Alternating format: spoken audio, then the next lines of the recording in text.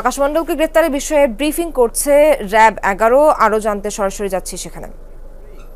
জাহাজ থেকে বিতাড়িত করা হয়, এমনকি তাদের বেতন ভাতাও প্রদান করা হয় না, যার কারণে জাহাজে কর্মরত অন্যান্য সদস্যরা তার সাথে একমত পোষণ করে এই অন্যায়ের প্রতিবাদ করত না। এমত অবস্থায় গ্রেফতারকৃত আকাশ মণ্ডলের মধ্যে ক্ষোভের সৃষ্টি হয় এবং এই ক্ষোভ থেকেই সে পরিকল্পনা করে তার এই মাস্টারকে উচিত শিক্ষা দিবে। এই পরিকল্পনার অংশ হিসেবেই আনুমানিক গত 18 ডিসেম্বর তারিখে তিনি 3টি পাতা ঘুমের ওষুধ ক্রয় করেন এবং নিজের হেফাজতে রেখে দেন।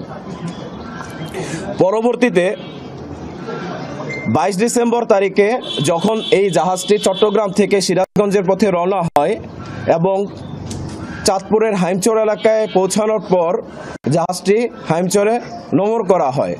শ্রীলঙ্কা আবারও রপ্তানিতে শীর্ষে।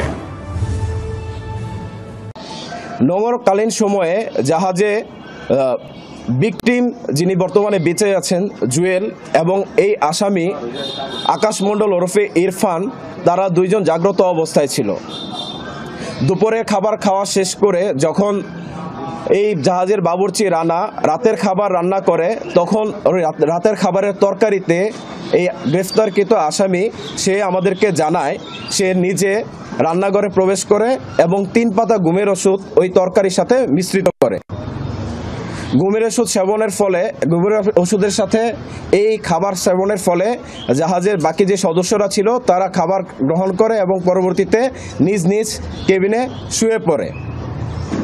আমাদের গ্রেফতারকৃত আসামি তিনি আমাদেরকে তার স্বীকারোক্তিতে বলেছেন এই সময়ে যখন কেবিনে সবাই শুয়ে পড়ে নোঙর করার পর সর্বশেষ যিনি বেঁচে আছেন ভিকটিম জুয়েল, সে রাত 2টার সময় খাবার গ্রহণ করেন এবং খাবার গ্রহণ শেষে সে তার কক্ষে ঘুমাতে যায়।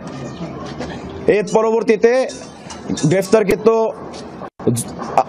আকাশ ওরফে ইরফান এই তার পরিকল্পনা বাস্তবায়নের জন্য পায়চারি করতে থাকে এবং এক পর্যায়ে রাত আনুমানিক 3:30টার দিকে সে প্রথমে জাহাজের মাস্টারকে তার কেবিনের ভিতরে গিয়ে একটি চাইনিজ কুড়াল দিয়ে কুপিয়ে হত্যা করে। তার মূলত ক্ষোভ ছিল জাহাজের মাস্টারের ওপর, বা জাহাজের মাস্টারকে ডেট করার পর তার কাছে মনে হয় যে এই জাহাজের বাকি যে সদস্যরা আছে সে যদি এখন এখান থেকে পলায়ন করে তাহলে বাকি সদস্যদের দেওয়া তথ্য অনুযায়ী তাকে গ্রেফতার করা হবে।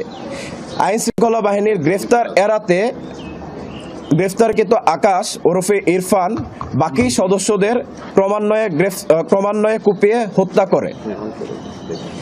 ভোর আনুমানিক 5:30টার দিকে যখন অন্যান্য নোঙর করা জাহাজগুলো তাদের গন্তব্যস্থলে ছেড়ে যায়, তখন এই গ্রেফতারকৃত আকাশ তার এই জাহাজটিকে চালিয়ে যাত্রা করে এবং 1 ঘন্টা জাহাজটিকে চালানোর পর হাইমচরে গিয়ে জাহাজটি আটকা পড়ে।